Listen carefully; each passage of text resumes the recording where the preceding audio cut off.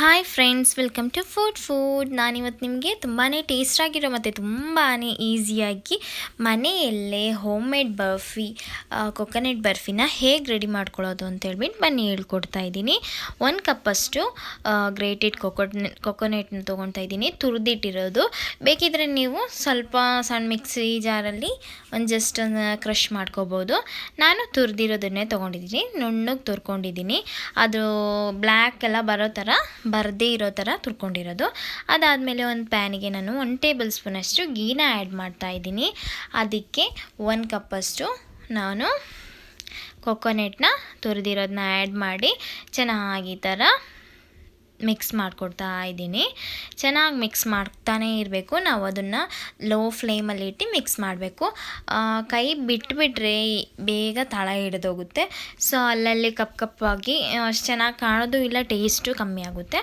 ಆ ರೋಸ್ಟ್ ಮಾಡೋ ಅಷ್ಟರಲ್ಲಿ ನಾನು ಒಂದು ಯಾವ ಟ್ರೇಯಲ್ಲಿ ನಾವು ಇದನ್ನು ಬರ್ಫಿನ ರೆಡಿ ಮಾಡ್ತೀವೋ ಆ ಟ್ರೇಯಲ್ಲಿ ಸ್ವಲ್ಪ ತುಪ್ಪನ ಸವರ್ಕೊಂಡು ಇಟ್ಕೊಳ್ಳೋಣ.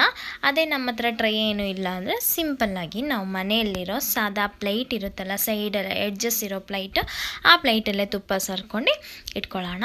ಅದಾದಮೇಲೆ ಇವಾಗ ನಾವು ಯಾವ ಕಪ್ಪಲ್ಲಿ ತೆಂಗಿನಕಾಯಿ ತೊಗೊಂಡಿದ್ದೀವೋ ಅದೇ ಕಪ್ಪಲ್ಲೇ 3/4 ಕಪ್ಪಷ್ಟು ಸಕ್ಕರೆನ ಆ್ಯಡ್ ಮಾಡಿ ಚೆನ್ನಾಗಿ ಮಿಕ್ಸ್ ಮಾಡ್ಕೊಳ್ಳೋಣ.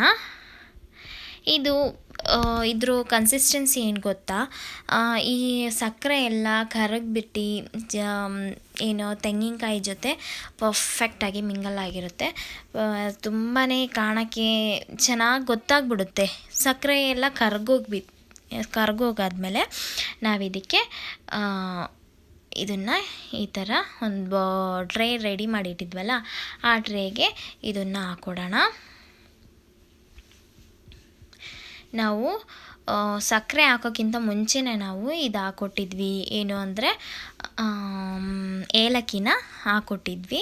ಅದನ್ನು ಹಾಕ್ಕೊಟ್ಟೆ ಮಿಕ್ಸ್ ಮಾಡಿರೋದು. ಇವಾಗ ನಾನು ಇದನ್ನು ಒಂದು ಗ್ಲಾಸಲ್ಲಿ ಬಿಸಿ ಇರೋದ್ರಿಂದ ಒಂದು ಗ್ಲಾಸನ್ನು ತೊಗೊಂಡು ಜಸ್ಟ್ ಒಂದು ಪ್ರೆಸ್ ಮಾಡ್ತಾಯಿದ್ದೀನಿ. ಅದೊಂದು ಲೆವೆಲ್ ಆದಮೇಲೆ ನಾವು ಯಾವ ಸ್ಪೂನ್ನ ತೊಗೊಂಡಿದ್ವೋ ಅದೇ ಫ್ಲ್ಯಾಟ್ ಆಗಿರೋ ಸ್ಪೂನ್ನ ತೊಗೊಂಡು ಚೆನ್ನಾಗಿ ಅದನ್ನು ಲೆವೆಲ್ ಮಾಡ್ಕೊಳ್ಳೋಣ. ಅದಾದಮೇಲೆ ಸ್ವಲ್ಪ ಡೆಕೋರೇಷನ್ಗೋಸ್ಕರ ಡ್ರೈ ಫ್ರೂಟ್ಸ್ ಏನಾದರೂ, ಕ್ಯಾಶ್ಯೂಸ್ ಇಲ್ಲ ಅಂದರೆ ಕಿಸ್ಮಿಸ್ ಏನಾದರೂ ತೊಗೊಂಡು ನಾವು ಡೆಕೋರೇಷನ್ ಮಾಡೋಣ. ಇಲ್ಲಾಂದರೆ ಹಾಗೆ ಸರ್ವ್ ಮಾಡಿದ್ರೂ ತುಂಬಾ ಟೇಸ್ಟ್ ಆಗಿರುತ್ತೆ. ಫ್ರೆಂಡ್ಸ್, ನೋಡಿದ್ರಲ್ಲ, ಈ ಥರ ಚೆನ್ನಾಗಿ ಪ್ರೆಸ್ ಮಾಡಿಕೊಟ್ಟು ಇದನ್ನು ಲೆವೆಲ್ ಮಾಡ್ಕೊಳ್ಳೋಣ. ನಾವು ಈ ಬರ್ಫಿ ಏನಂದರೆ ನಮಗೆ ಲಾಸ್ಟಿಗೆ ಕಟ್ ಮಾಡೋಕ್ಕೆ ತುಂಬಾ ಹಿಂಸೆ ಆಗುತ್ತೆ. ಸೊ ನಾವು ಜಸ್ಟ್ ಒಂದು ಲೈನ್ ಈ ಥರ ಎಳ್ಕೊಳ್ಳೋಣ. ಇದು ಬಿಸಿ ಇರಬೇಕಾದ್ರೇ ಎಳ್ಕೊಂಬಿಟ್ರೆ ನಾವು ತಣ್ಣಾದಮೇಲೆ ಬೇಗನೆ ನಮಗೆ ಕಟ್ ಮಾಡೋಕ್ಕೆ ಈಸಿಯಾಗಿ ಕಟ್ ಮಾಡ್ಬೋದು. ಈ ಥರ ಜಸ್ಟು ಕೆಳ ತನಕ ನಾನು ಹೋಗಿಲ್ಲ, ಜಸ್ಟ್ ಮೇಲೆ ನಾನು ಈ ಥರ ಲೈನ್ನ ಎಳ್ಕೊಡ್ತಾ ಇದ್ದೀನಿ. ನೋಡಿದ್ರಲ್ಲ ಫ್ರೆಂಡ್ಸ್, ಎಷ್ಟು ಈಸಿಯಾಗಿ, ಎಷ್ಟು ಸಿಂಪಲ್ಲಾಗಿ, ಎಷ್ಟು ಫಾಸ್ಟಾಗಿ ನಮಗೆ ಕೊಕೊನೆಟ್ ಬರ್ಫಿ ರೆಡಿಯಾಗಿದೆ ಅಂತೇಳ್ಬಿಟ್ಟು ಮಿಸ್ ಮಾಡ್ದೇ ಎಲ್ಲರೂ ಟ್ರೈ ಮಾಡಿ. ಇವಾಗ ನಾನು 6 hours ನಾನು ಇದನ್ನು ತಣ್ಣಗಾಗೋಕ್ಕೋಸ್ಕರ ಹೊರಗಡೆ ಇಟ್ಟಿದ್ದೆ. ಫ್ರಿಜ್ಜಲ್ಲಿ ಏನೂ ಇಡಬೇಕು ಅಂತ ಇಲ್ಲ, ಹೊರಗಡೆನೇ ಇಟ್ಟಿದ್ದೆ.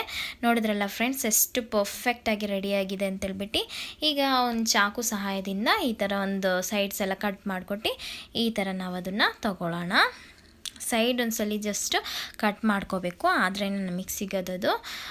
ನೋಡಿದ್ರಲ್ಲ ಫ್ರೆಂಡ್ಸ್, ತುಂಬಾ ಈಸಿಯಾಗಿ ಮತ್ತು ತುಂಬಾ ಟೇಸ್ಟ್ ಆಗಿರೋ ಬರ್ಫಿ ರೆಡಿಯಾಗಿದೆ. ಎಲ್ಲರೂ ಮಿಸ್ ಮಾಡ್ದೇ ಟ್ರೈ ಮಾಡಿ. ಹಾಗೆ ಫ್ರೆಂಡ್ಸ್, ನನ್ನ ವಿಡಿಯೋ ಇಷ್ಟ ಆದರೆ ಲೈಕ್, ಶೇರ್, ಸಬ್ಸ್ಕ್ರೈಬ್ ಮಾಡೋದು ಮಾತ್ರ ಮರಿಬೇಡಿ. ಹಾಗೆ ಪಕ್ಕದಲ್ಲಿರೋ ಬೆಲ್ಲೈಕನ್ ಕೂಡ ಮಿಸ್ ಮಾಡ್ದೇ ಎನೇಬಲ್ ಮಾಡಿ. ಫ್ರೆಂಡ್ಸ್, ತುಂಬಾ ಈಸಿಯಾಗಿರೋ ರೆಸಿಪಿ, ಮಿಸ್ ಮಾಡ್ದೇ ಎಲ್ಲರೂ ಟ್ರೈ ಮಾಡಿ. Thank you for watching. See you next video.